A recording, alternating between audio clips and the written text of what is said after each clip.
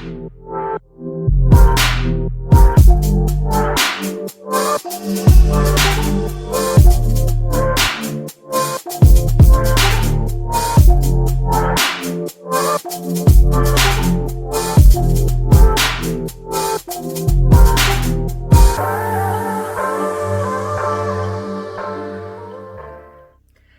Aquarius, I'm Amanda Joy Anderson, and this is the Observer and the Oracle. Welcome to my channel. If you're new to the channel, please like, share, and subscribe. I like to do my readings on 5 different levels, so I like to see what's going on spiritually. I like to see what's going on mentally, what's going on emotionally, and then what is going on in the physical, like the physical action you would like to take. And then another layer on that, I like to see what's going on as far as like the universal energies at hand. So let's look at your reading. So we're going to start in the spiritual space. We have the Union card in the upright position. So it looks like spiritually you are looking for that soulmate to come into your life, and you are waiting on them. And pull my card. And it seems like your perspective about it is that you feel like you've been doing all the soul work to bring this person in. Like, you're like, girl, I've done turn around my life. I've done this, that, and this and that, and I am ready for that person to come in. Now, on a mental level, we have some type of conflict, some type of competition. We have the 5 of fire in the upright position. And then we have the 10 of swords in the reverse. And we have the page of wands in reverse.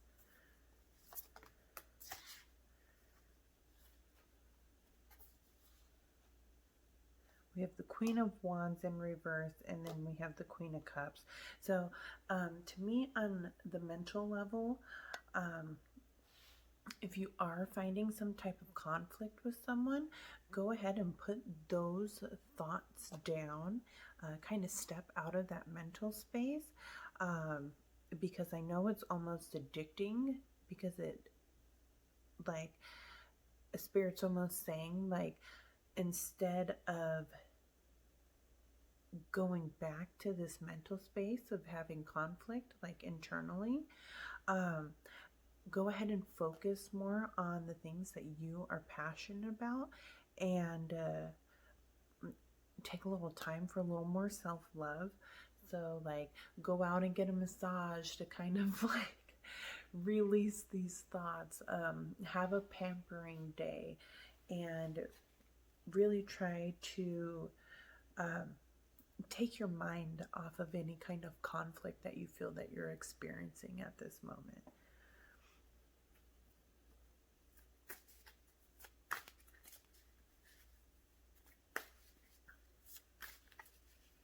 Yeah, because there's some sort of inspiration trying to come into you mentally, but like it can't really come in because this like mental cycle keeps on circulating. So the moment that you're able to kind of shut that shit down and allow like space in your thoughts, the spirit's going to be able to bring you in some information, and new inspiration, and something guided towards your passions. Okay, so in the emotional space, we have integrity in the reverse position, and then we have the Lovers, and then we have the 4 of Cups. So I'm just going to say, on an emotional level, there is something that's not sitting right with you. You may feel like you have to, or may have been feeling like, if it's a past issue, that you have been compromising yourself on some level. And this can be for like an emotional partner that you believe is, that could have been like a past partner, or if you feel like a new relationship is coming in, you may feel that you have to compromise and change yourself. But on the emotional level, Spirit's asking you to be the fool, to step into a new situation emotionally, because it looks like there was some type of trauma here with the Four of Cups, and so you may be harboring some type of sadness from the past, and you may not be able to see that there is another option or opportunity waiting for you to step into. Okay, now for the physical energy, we have giving and receiving, and that's in the upright position. And then we have the King of Crystals, we have the King of Wands in reverse,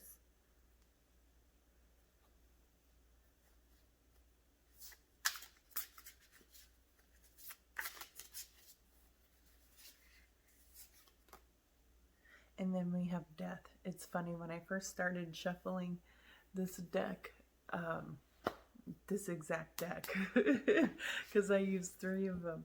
That was the card that was on the bottom when I first started shuffling. And so I've shuffled and shuffled and reshuffled, and like, here we are again. It's funny how things like that happen. Okay, so we have giving and receiving, the King of Crystals, the King of Wands in reverse, and then we have Death.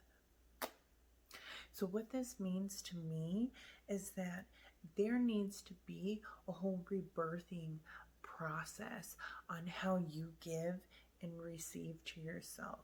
And this could be like receiving financial gain, receiving a gentleman that has stability, and being able to take leadership in that. No one's going to do that for you.